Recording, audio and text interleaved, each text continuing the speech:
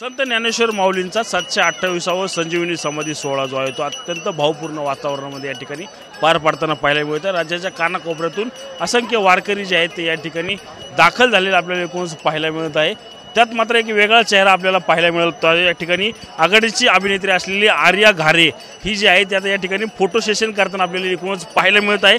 नक्की हे फोटो का काढते आपण तिच्याकडूनच जाणून घेऊयात। आर्या, काय सांगशील का तू हे फोटो काढतीस?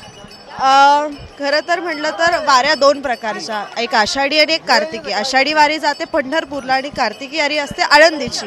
आणि वारी हे एकमेव असं आहे जिथे कुठल्याही आमंत्रणा न देता सगळे वारकरी एकजूट होऊन एकत्र येतात।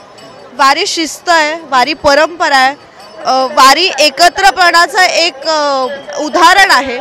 आणि हीच गोष्ट मी फोटोशूट करून माझ्या सोशल मीडियाला अपलोड करून जगभरात पसरण्याचं, त्याला अपलोड करायचं काम करते, जेणेकरून जगभरातल्या लोकांना समजेल की माझी संस्कृती, आपली संस्कृती काय आहे, आपली वारी काय आहे। नक्कीच तू हे जर पाहिलं तर तुला वेगवेगळे पैलू जे आहेत ते या ठिकाणी पाहायला मिळतो। वारकऱ्यांची शिस्त असेल, संस्कार असेल, असंख्य असे वेगळं पण तुला काय त्यामध्ये पाहायला मिळालं? मुळात म्हणजे असं पाहायला मिळालं की कुठलाही भेदभाव न करता सगळ्या वयोगटाचे वारकरी इथे आहेत आणि सगळ्यांना मुळात परंपरा काय आहे हे समजते, याचा खूप आनंद आहे। सगळे मुळात आत्ता जर आपण बघितलं हे 1-2 वर्ष लॉकडाऊन नंतर यंग जे यूथ आहे ती पण वारीत सहभागी होते, याचा खरं तर आनंद आहे। कारण जे काम मी करते, मला जी इच्छा आहे की माझ्या वयातल्या मुलांनी किंवा माझ्यापेक्षा छोट्या पिढीने वारीत आपली संस्कृती ही जपली पाहिजे आणि तेच आता होत आहे।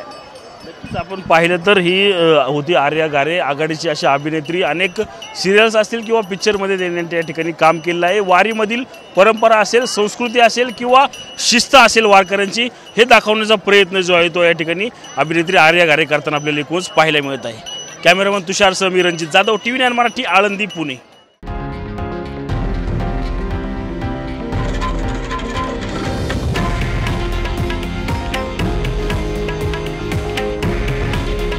हे आहे देशातील नंबर 1 न्यूज नेटवर्क आणि आपण पाहत आहात TV9 मराठी।